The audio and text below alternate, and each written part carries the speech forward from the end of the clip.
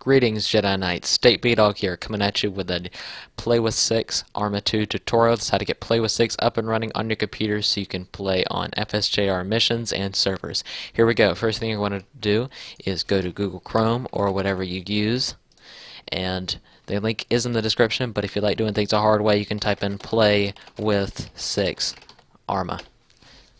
Bring you to this page. Then you're going to want to go download PlayWithSix. You don't have to log in or register. That's just for people who want to connect on PlayWithSix and have friends list and things like that. Anyway, you're going to want to go to download PlayWithSix here. Then it will run the download. It's about 11.1 megabytes if I'm correct, and it'll pull up down here on Google Chrome. And once it's done, it'll say done. You just right click, then open, and it will bring up the installation. After you bring up the installation, you will obviously run it as if you would run anything else. Shouldn't be too difficult. If you contact me with any questions you have, I'll be glad to help you. But for now, after you've run that installation, it will bring up a page similar to this. To get to this page, you might have to click on this tab right where my mouse is, and this brings up your game collections. It probably brought you to the home screen. It gives you a news feed on mods. That's a really great tool to have, but at the same time, we need to get stuff done in this video. So you're going to click on that arrow and it'll bring it up here.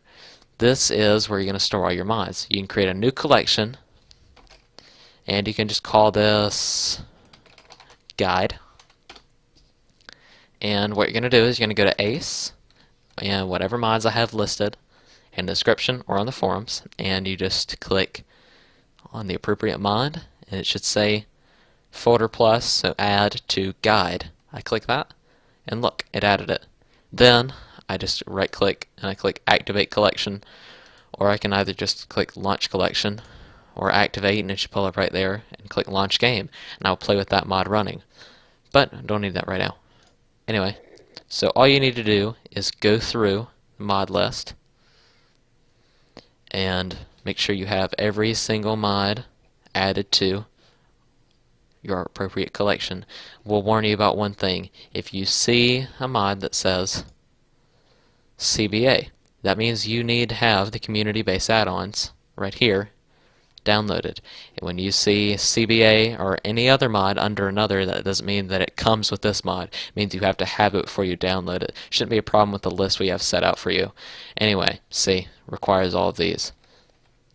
I will say that it is a much better idea to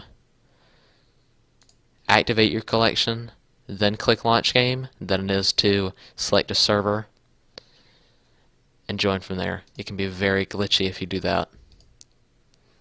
Anyway, last thing I'm going to go over with you is how to get mods from ArmAholic to PlayWithSix, because some mods, as we all know, aren't in that perfect place we want them to be. Some are in ArmAholic. So I'm going to go to ArmAholic, and we'll just search for a mod as if you would regularly. Let's say you just want to use PlayWithSix for something else in ArmA 2 Operation Arrowhead. Say you want to find a unit skin. Start looking through here. Say, oh, aliens mod. I really want this, but when I type in aliens on PlayWithSix, nothing pulls up.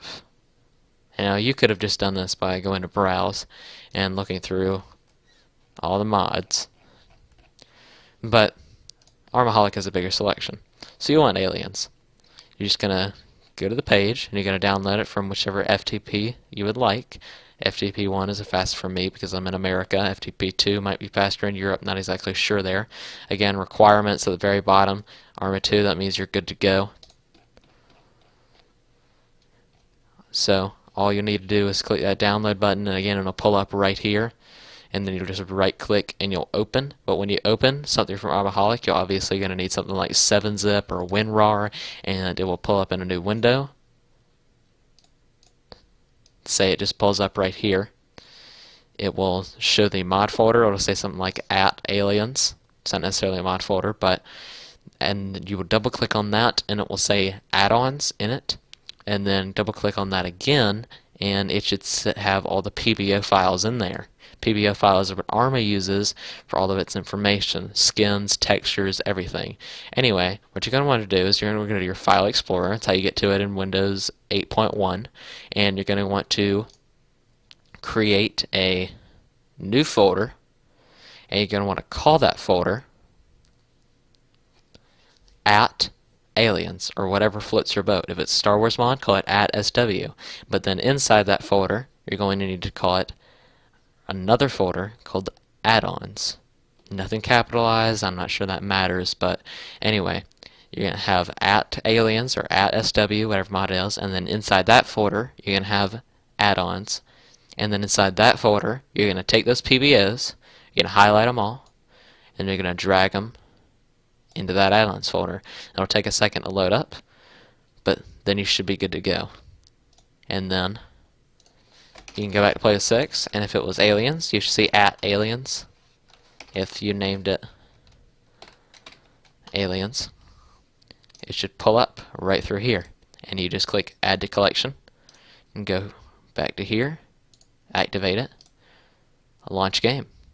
Should be all you need to know. Again, if you have any questions, be sure to contact me at statebdog@gmail.com. Make sure to check out the website, join the Teamspeak in the description. As always, may the Force be with you.